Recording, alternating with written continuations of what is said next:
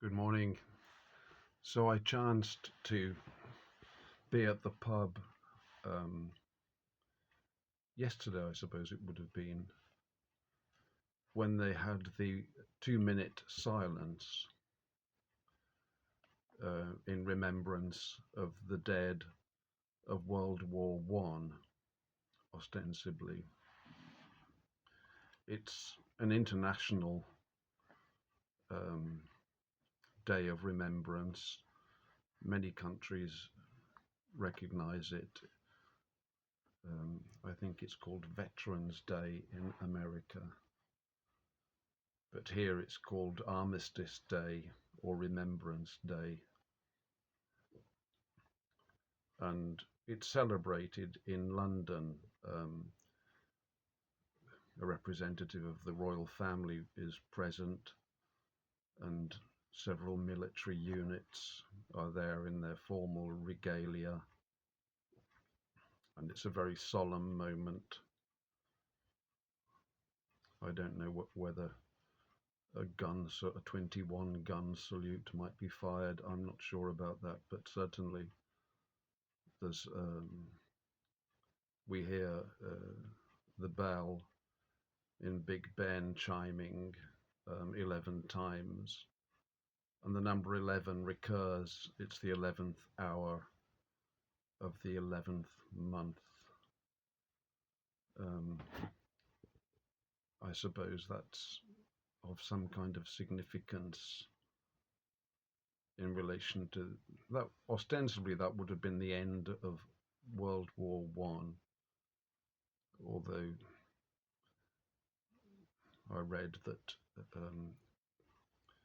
hostilities continued throughout the day. In fact, didn't cease at 11 o'clock.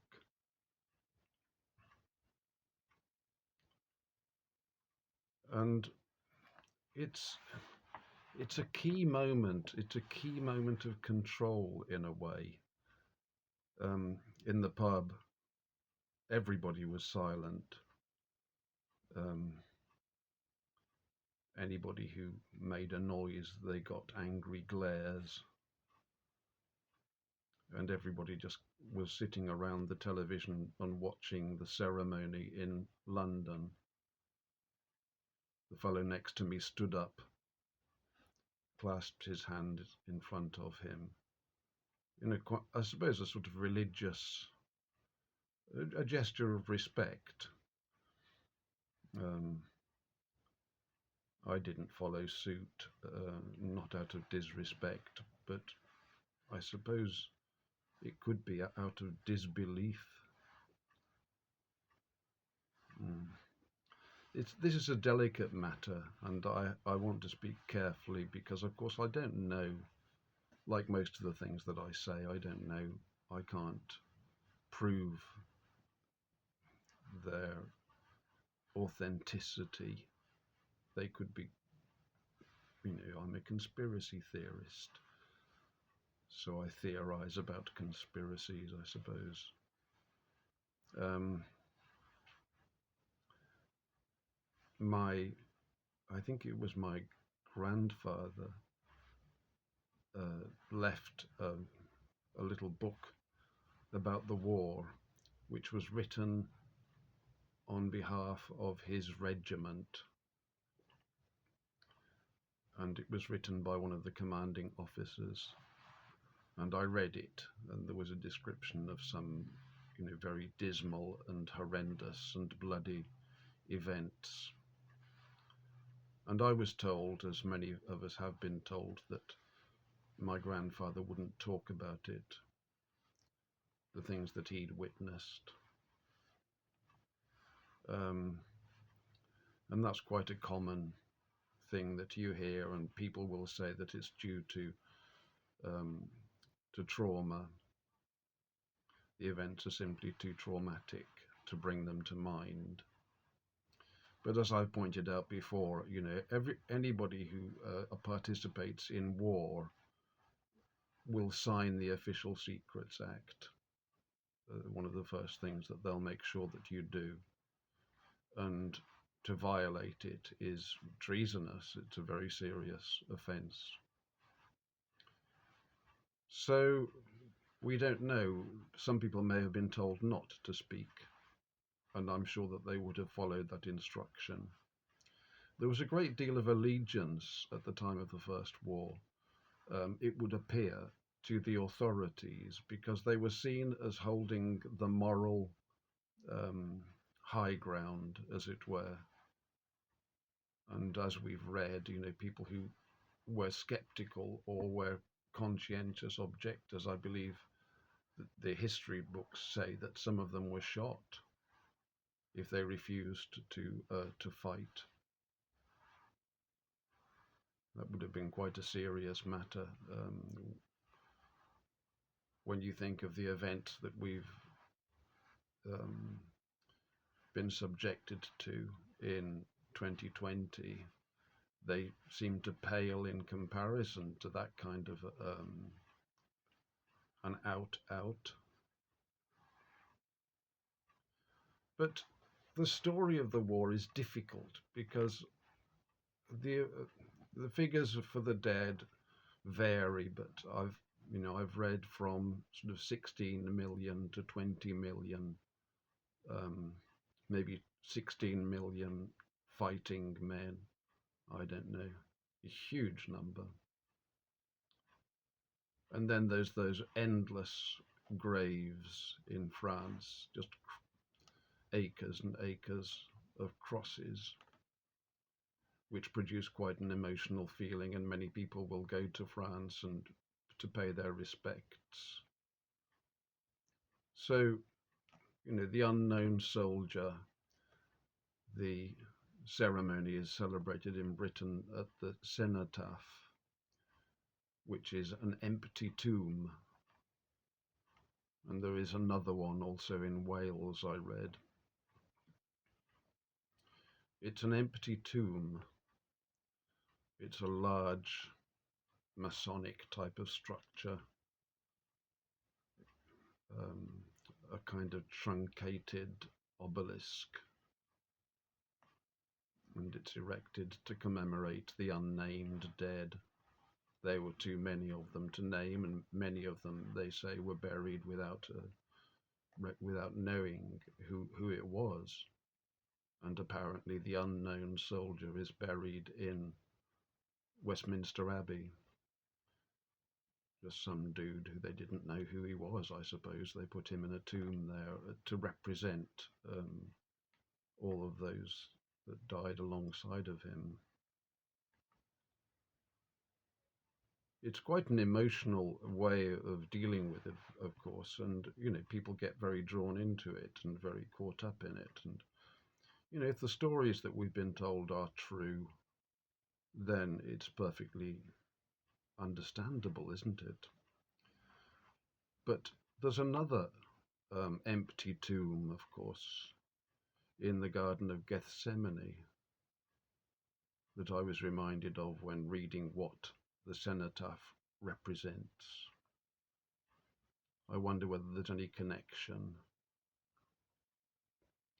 And the events of the Great War and the Second War are the subject of endless history books, and there are photographs and there are accounts and so on and so forth.